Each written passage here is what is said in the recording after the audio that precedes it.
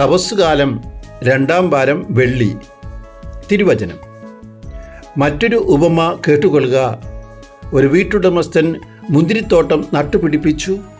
അതിനു ചുറ്റും വേലി കെട്ടി അതിലൊരു മുന്തിരിച്ചക്ക സ്ഥാപിക്കുകയും ഗോപുരം നിർമ്മിക്കുകയും ചെയ്തു. അനന്തരം അത് കൃഷിക്കാരെ ഏൽപ്പിച്ചിട്ട് അവൻ പോയി.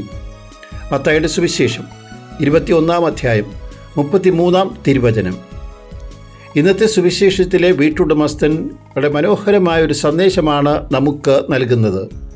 നമ്മുടെ ഓരോരുത്തരുടെയും ജീവിതത്തിലെ വീട്ടുടമസ്ഥൻ പിതാവായ ദൈവം തന്നെ. ഉപമയിലെ വീട്ടുടമസ്ഥൻ മുന്തിരിത്തോട്ടം വച്ച് പിടിപ്പിച്ച് വളർത്തിയെടുക്കുന്നു.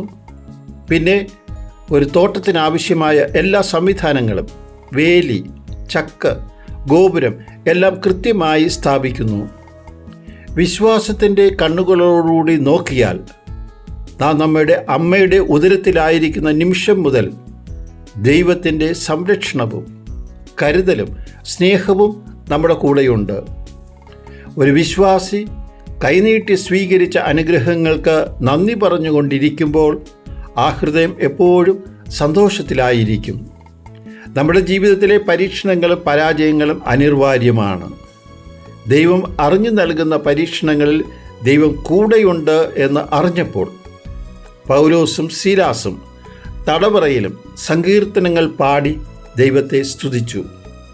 ഏതവസ്ഥയിലും ദൈവത്തിന് നന്ദി പറയുവാൻ സാധിക്കുന്നത് ഒരു അനുഗ്രഹമാണ്.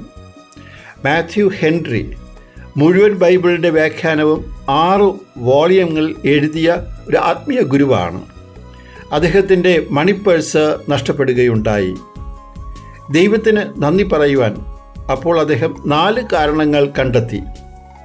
ഇതിനു മുമ്പ് ആരും മോഷ്ടിച്ചില്ലല്ലോ, മോഷ്ടിച്ച ആൾ എൻ്റെ ജീവൻ എടുത്തില്ലല്ലോ, ഉള്ളത് മുഴുവൻ പോയെങ്കിലും അത് വലിയ തുക ആയിരുന്നില്ലല്ലോ, ഞാൻ മോഷ്ടിക്കപ്പെട്ടവനായി, ഞാൻ മോഷ്ടിച്ചവനായി മാറാത്തതിന് ദൈവത്തിന് നന്ദി.